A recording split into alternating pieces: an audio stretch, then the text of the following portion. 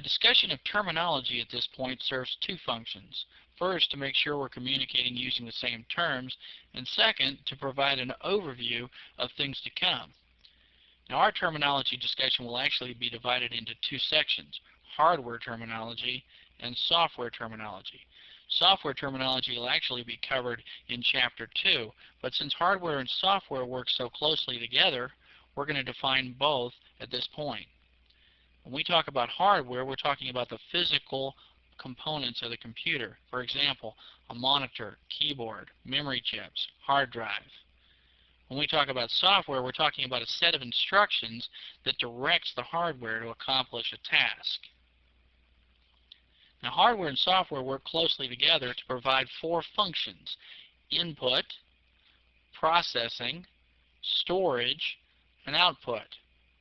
Input through a keyboard or a mouse, processing through a CPU, storage in a permanent storage device like a hard drive or a floppy drive, and then finally output through a monitor or a printer.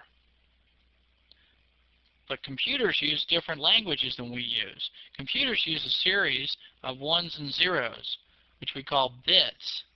The reason computers use bits is because they only know two states: on or power up, and off or power down.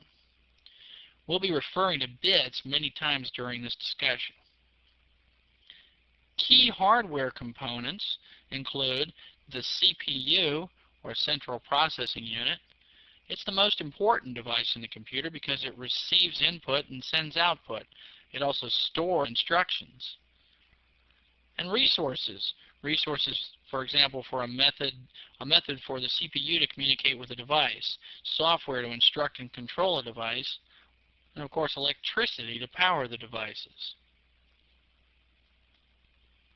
Common input-output devices include ports, which are physical connectors that allow a cable from a peripheral device to be attached. Input devices like keyboards, mice, or scanners, and then output devices like monitors, printers, or plotters. We can see ports on the back of any common computer. You've probably seen these on the back of a computer, and we'll be discussing in greater detail in later lessons what the different types of ports are. But there are parallel ports, for example, for printers, serial ports for other devices, there are network ports, phone ports, speaker ports. Inside the computer is the motherboard, the largest circuit board inside the computer. Permanent storage devices like floppy drives, hard drives, or CD-ROM drives, a power supply which provides the power for the entire computer, other circuit boards, and then ribbon cables which connect everything together, providing data as well as electricity. The motherboard, the largest and most important circuit board, also contains the CPU as well as many other pieces. For example, a chipset that supports the CPU, RAM, random access memory, which we'll discuss in greater detail in later lessons, cache memory, expansion slots, buses, BIOS, and CMOS, which remember are the essential elements to start a computer even without an operating system. And the motherboard also contains the electrical system. Components that the electrical system provides electricity and data to include hard drives, buses, and expansion slots. Types of expansion slots are PCI, which is used for high-speed input-output devices, AGP, usually used for video cards, and ISA slots, which are used by older and slower devices. We'll be discussing these in greater detail in later lessons as well. We can follow the logical path through the computer by looking at the bus lines on the bottom of a motherboard, starting underneath where the processor is installed. We can follow the bus lines through the motherboard to the expansion slots to see how everything is connected. Expansion slots allow the computer to be expanded with devices, for example, a sound card.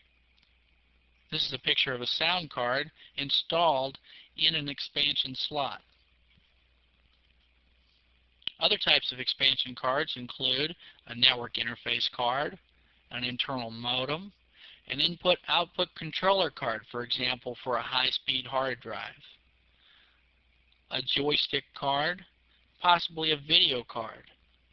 You can always tell a video card because it has a 15-pin, 3-row video port, and typically that's the only port that will be on a video card. Now, the component that keeps the heartbeat of the computer is the system clock, which is actually a crystal that oscillates, keeping the heartbeat and the timing of all of the components in the computer. The electrical system, powered by the power supply, supplies electricity in 3.3, 5, and 12 volts DC. Most processors use either 3.3 volts or 5 volts, and most electric motors inside a computer use 12 volts DC. The power supply connects to the motherboard to power all the devices in the motherboard, and then to the expansion slots for expandability power as well. BIOS is stored in a chip, and the chip is typically permanently installed on the board, but can be changed, which is called flashing the BIOS.